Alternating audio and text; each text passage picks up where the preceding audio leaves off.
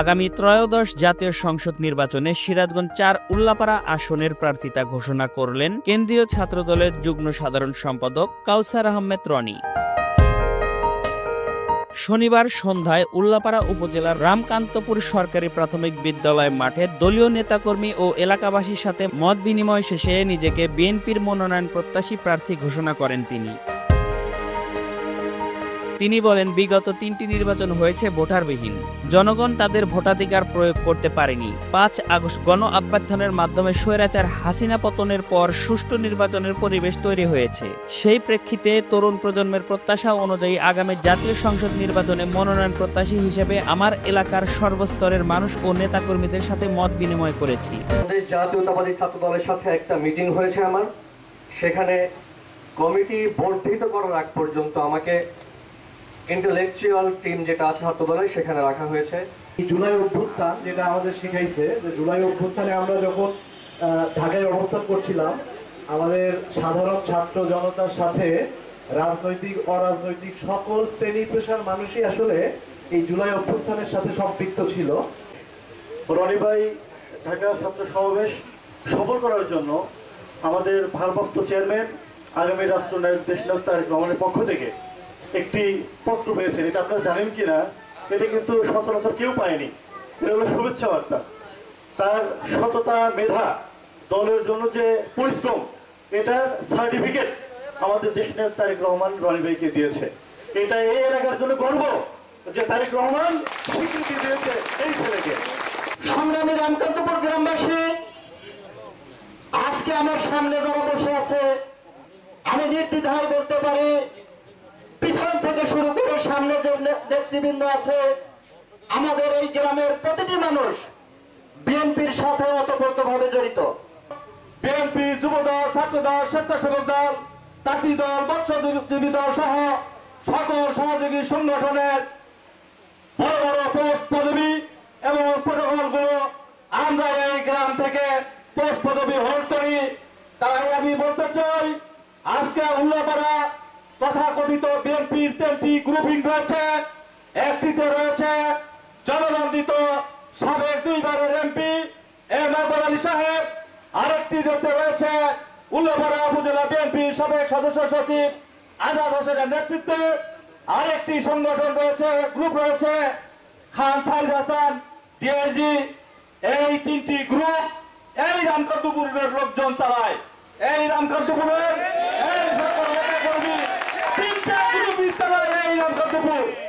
তাই আমি বলতে চাই, আমরা যদি সকল গ্রুপ থেকে বের হয়ে এসে আমরা আমাদের সন্তানকে প্রতিষ্ঠিত করার জন্য, আমরা আমাদের গ্রামে এমপি বানানোর জন্য আমরা সমস্ত লবিং গ্রুপিং বাদ দিয়ে আমরা যদি এক কাতারে হই, তাহলে উল্লাপাড়া উপজেলা বিএনপি, যুবদল, ছাত্রদল আমাদের হাতে থাকবে এবং আগামী দিনে যে কাউন্সিল হবে সেই কাউন্সিলে বিএনপি, যুবদল, ছাত্রদল, স্বেচ্ছাসেবক দল, তাঁতি দল থেকে শুরু করে সকল দলের সমস্ত পোস্ট পদবি ইনশাআল্লাহ আমাদের হাতে থাকবে। আমরা নাও বাড়ি দিছি, এই সারা গ্রাম এক করছি, আমরা নাও বাড়ি দিছি, সারা বাংলাদেশ কাপা তুলছি এই আমার রনির জন্য। এই উল্লাপাড়া আমরা কাপা দেখবো।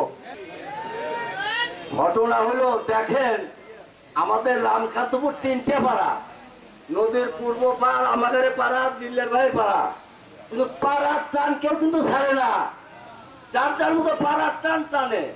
ওই কালীগঞ্জ গেলে গ্রামের টান টানে, ওই আরাক ইউনিয়নে গেলে ইউনিয়নের টান টানে।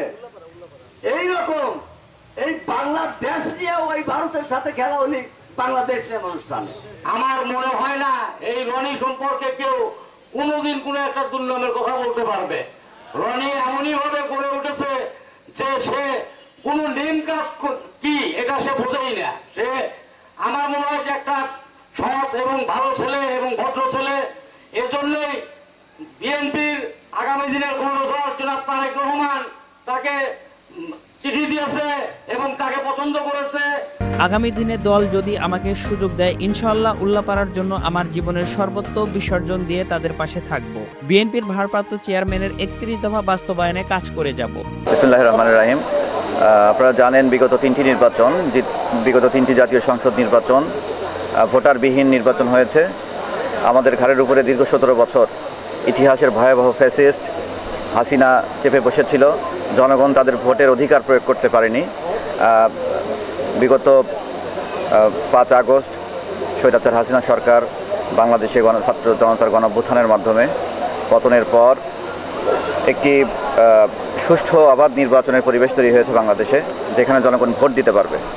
তারই প্রেক্ষিতে বর্তমান তরুণ প্রজন্ম, ছাত্র সমাজ এবং সাধারণ মানুষ উল্লাপাড়ার তাদের প্রত্যাশা অনুযায়ী আমি ছাত্রদল কেন্দ্রীয় সংসদের যুগ্ম সাধারণ সম্পাদক হিসেবে আগামী ত্রয়োদশ জাতীয় সংসদ নির্বাচনে মনোনয়নের ব্যাপারে ইতিমধ্যেই আমার গ্রামের সর্বস্তরের জনগণ, মুরব্বী, রাজনৈতিক নেতৃবৃন্দ যারা আছেন, যেহেতু উল্লাপাড়ার মধ্যে আমার গ্রাম, আমি যে গ্রামে জন্মগ্রহণ করেছি রামকান্তপুর গ্রাম, ঐতিহ্যবাহী রামকান্তপুর গ্রাম, যেই গ্রাম থেকে উল্লাপাড়া বিএনপির জন্ম হয়েছে এবং আজ অবধি বিএনপি প্রতিষ্ঠা হওয়ার পর থেকে যত নেতৃত্ব এসেছে উল্লাপাড়াতে, বিভিন্ন অঙ্গ সহযোগী সংগঠন, মূল সংগঠন সহ প্রত্যেকেই প্রায় এই গ্রামের সন্তান, যারা দীর্ঘ সময় এই গ্রামকে নেতৃত্ব দিচ্ছে।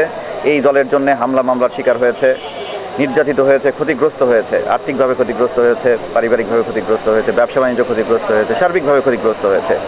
এই গ্রামের আপামর জনসাধারণ সরাসরি বিএনপির সাথে সম্পৃক্ত। সেই জন্যে আমি প্রয়োজন মনে করেছি, আমি উপলব্ধি করতে পেরেছি যে আমি কোনো সিদ্ধান্ত নিতে গেলে আমার প্রথমে আমার গ্রামের যারা নেতৃবৃন্দ আছেন এবং আপামর জনসাধারণ আছেন, আমার তাদের সাথে মত বিনিময় করা প্রয়োজন।